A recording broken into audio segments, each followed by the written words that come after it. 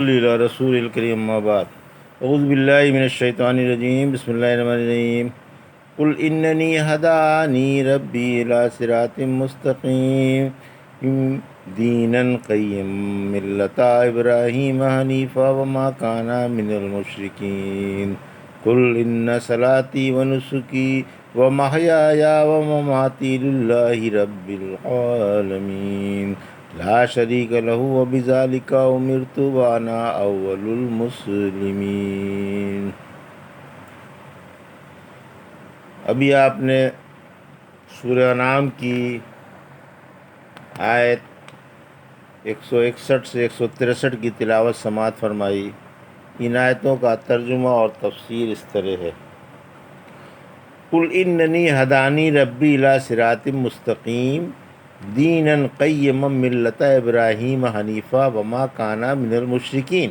آیت 161: قل ان صلاتی ونسکی ومحیای ومماتی للہ رب العالمین۔ آیت 162: لا شریک لہ وبذالک امرت وانا اول المسلمین۔ آیت 163۔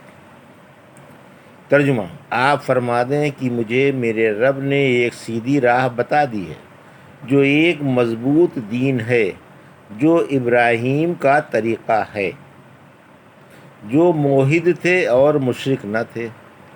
آپ فرما دیں کہ میری نماز، میری قربانیاں، میرا جینا اور میرا مرنا اللہ ہی کے لیے ہے، جو ساری دنیا کا مالک ہے، جس کا کوئی شریک نہیں۔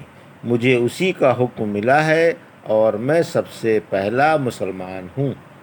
یہ تھا ترجمہ سورہ انعام کی آیت 161 سے 163 کا۔ تفسیر: آیت 161: اسلام سیدھی راہ ہے۔ رحمت للعالمین صلی اللہ علیہ وسلم کو حکم ہے کہ اللہ کی نعمت کا اعلان فرما دیں کہ مجھے میرے رب نے سیدھی راہ دکھا دی ہے، جس میں کسی قسم کا پیچ و خم اور میل و انحراف نہیں ہے۔ یہ راہ سیدھی، سالم اور صاف ہے اور پکا سچا دین ہے، جو خلیل اللہ کا دین تھا، جو موحد تھے اور مشرک نہ تھے۔ سورہ بقرہ کی آیت 130 میں فرمایا: ابراہیمی دین سے بے وقوف ہی بے رغبتی کرتا ہے۔ سورہ حج کی آیت 78 میں فرمایا: اللہ کے دین میں خوب کوشش کرو جیسا کہ کوشش کرنے کا حق ہے، اسی نے تم کو دوسروں سے ممتاز فرمایا اور تم پر دین میں کسی طرح کی تنگی نہیں رکھی۔ تم اپنے باپ ابراہیم کے مذہب پر قائم رہو، اللہ ہی نے تمہارا نام مسلمان رکھا ہے، پہلے سے بھی اور اس کتاب میں بھی۔ سورہ نحل کی آیت 120 سے 123 میں فرمایا: یقیناً ابراہیم ایک بڑے پیشوا، اللہ کے فرما بردار اور موحد تھے، مشرک نہ تھے۔ آپ اللہ کی نعمتوں کے شکر گزار تھے۔ اللہ نے آپ کو چن لیا تھا اور سیدھی راہ کی ہدایت دے دی تھی۔ ہم نے آپ کو دنیا میں بھی خوبیاں دی تھیں اور آپ آخرت میں بھی اچھے لوگوں میں سے ہوں گے۔ پھر ہم نے آپ کے پاس وحی بھیجی کہ آپ ابراہیم علیہ السلام کے مذہب کی پیروی کریں، جو موحد تھے اور مشرک نہ تھے۔ خلیل اللہ رحمت عالم صلی اللہ علیہ وسلم سے افضل نہیں۔ خوب یاد رکھو، رحمت للعالمین صلی اللہ علیہ وسلم کو ابراہیمی دین کی پیروی کرنے کے حکم سے آپ خلیل اللہ کی فضیلت ثابت نہیں ہوتی، کیونکہ آپ کے ذریعے ابراہیمی دین تکمیل کو پہنچا اور آپ نے اس پر پورا عمل کیا۔ اسی وجہ سے حدیث میں ہے کہ میں خاتم الانبیاء صلی اللہ علیہ وسلم ہوں اور تمام بنی نوع انسان کا سردار ہوں اور مقام محمود والا ہوں۔ ساری دنیا آپ ہی کی طرف جھکے گی، بلکہ خود خلیل اللہ بھی۔ آیت 162 اور 163: مشرکوں سے برات کے اعلان کا حکم۔ آپ کو اللہ کا حکم ہے کہ آپ مشرکوں میں جو غیروں کی عبادت کرتے ہیں اور غیروں کے نام کی قربانیاں کرتے ہیں، اعلان کر دیں کہ میں تمہارا مخالف ہوں، کیونکہ میری نماز و قربانی اللہ ہی کے لیے ہے، جو اکیلا ہے اور کوئی شریک نہیں۔ سورہ کوثر کی آیت 2 میں فرمایا: آپ اپنے رب ہی کے لیے نماز پڑھیں اور اسی کے لیے قربانی کریں۔ یعنی آپ خالص اللہ ہی کے لیے نماز پڑھیں اور اسی کے لیے قربانی کریں۔ چونکہ مشرک دیوتاؤں کے پرستار تھے اور ان کے نام کی قربانیاں کیا کرتے تھے، اس لیے اللہ نے آپ کو ان کی مخالفت کا اور ان کے عقیدوں سے بچنے کا حکم دیا اور فرمایا کہ آپ کا ارادہ اللہ ہی کے لیے ہے۔ جابر بن عبداللہ رضی اللہ تعالیٰ فرماتے ہیں، جب رسول اللہ صلی اللہ علیہ وسلم نے بقرعید کے دن 2 مینڈھوں کو قربانی کے لیے لٹایا تو آپ نے انی وجہت وجہی للذی فطر السماوات والارض حنیفا وما انا من المشرکین کے بعد ان صلاتی و نسکی و مماتی للہ رب العالمین پڑھی۔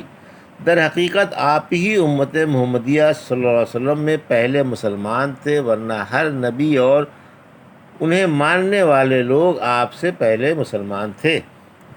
تمام انبیاء نے اسلام کی دعوت دی، تمام نبیوں نے اسلام ہی کی دعوت دی، جس کا ہر خالص توحید اور شرک سے نفرت ہے۔ چنانچہ سورہ انبیاء کی آیت 25 میں فرمایا، ہم نے آپ سے پہلے جو بھی رسول بھیجا اس پر یہی وحی بھیجی کہ میرے سوا کوئی عبادت کے لائق نہیں، میری ہی عبادت کرو۔ نوح علیہ السلام نے اپنی قوم سے فرمایا، سورہ یونس کی آیت 72 میں، اگر تم اعراض کرتے ہو تو میں تم سے کوئی مزدوری تو نہیں مانگتا، مجھے اللہ صلہ دے گا، مجھے یہی حکم ہے کہ میں پہلا مسلمان بنوں۔ سورہ بقرہ کی آیت 130 سے 132 میں فرمایا، ملت ابراہیم سے بیوقوف ہی منہ پھیر سکتا ہے، ہم نے انہیں دنیا میں بھی چن لیا تھا اور وہ آخرت میں بھی بڑے نیک لوگوں میں شمار کیے جاتے ہیں۔ جب ان سے ان کے رب نے فرمایا کہ اطاعت قبول کرو تو انہوں نے کہہ دیا، میں نے اللہ رب العالمین کی اطاعت قبول کی۔ ابراہیم علیہ السلام یہی حکم اپنے بیٹوں کو اور یعقوب کو دے گئے کہ میرے بیٹو، اللہ نے یہ دین تمہارے لیے منتخب فرمایا ہے، تم اسلامی حالت ہی پر دنیا سے رخصت ہونا۔ یوسف علیہ السلام نے دعا مانگی، سورہ یوسف کی آیت 101 میں، اے رب تو نے مجھے سلطنت کا ایک بڑا حصہ دیا اور مجھے خوابوں کی تعبیر کا علم بھی سکھایا۔ اے آسمان و زمین کے پیدا کرنے والے، دنیا اور آخرت میں تو ہی میرا کارساز ہے، مجھے اپنی فرما برداری پر موت دے اور مجھے نیک بندوں میں شامل فرما۔ موسیٰ علیہ السلام نے اپنی قوم سے فرمایا، سورہ یونس کی آیت 84-85 میں، اے قوم، اگر اللہ پر تمہارا ایمان ہے تو اسی پر بھروسہ رکھو، بشرط یہ کہ تم اطاعت گزار ہو۔ انہوں نے کہا، ہمارا اللہ ہی پر بھروسہ ہے اور اے ہمارے رب، ہمیں ان ظالموں کا تختہ مشق نہ بنا۔ سورہ مائدہ کی آیت 44 میں فرمایا، ہم نے تورات اتاری جس میں ہدایت و روشنی ہے، اسی کے موافق فرما بردار نبی یہودیوں کو حکم دیتے تھے اور اللہ والے بھی اور علماء بھی۔ سورہ مائدہ کی 111 میں فرمایا، جب میں نے حواریوں کو حکم دیا کہ تم مجھ پر اور میرے رسول پر ایمان لے آؤ تو انہوں نے کہا، ہم ایمان لے آئے، آپ گواہ رہیں کہ ہم مسلمان ہیں۔ مذکورہ بالا آیتوں سے صاف معلوم ہو رہا ہے کہ اللہ نے اپنے رسولوں کو اسلام ہی دے کر بھیجا۔ یہ بات دوسری ہے کہ ان کی خاص شریعتیں تھیں جن کے احکام میں رد و بدل ہوتا رہتا تھا۔ اب خاتم الانبیاء کے دین سے پہلے تمام دین منسوخ ہو گئے اور آپ کو ایک ایسا دین ملا جو قیامت تک نہ منسوخ ہوگا نہ اس میں رد و بدل ہوگا اور یہ رہتی دنیا تک قائم رہے گا۔ اسے قیامت تک ایک جماعت اپنے سینوں میں چمٹائے رکھے گی اور اس مقدس دین کا پھریرا برابر لہراتا رہے گا۔ علی رضی اللہ عنہ فرماتے ہیں، جب رسول اللہ صلی اللہ علیہ وسلم تکبیر تحریمہ کہتے تو یہ دعائے افتتاح پڑھا کرتے تھے، انی وجہت وجہی للذی فطر السماوات والارض حنیفا وما انا من المشرکین ان صلاتی و نسکی و مماتی للہ رب العالمین۔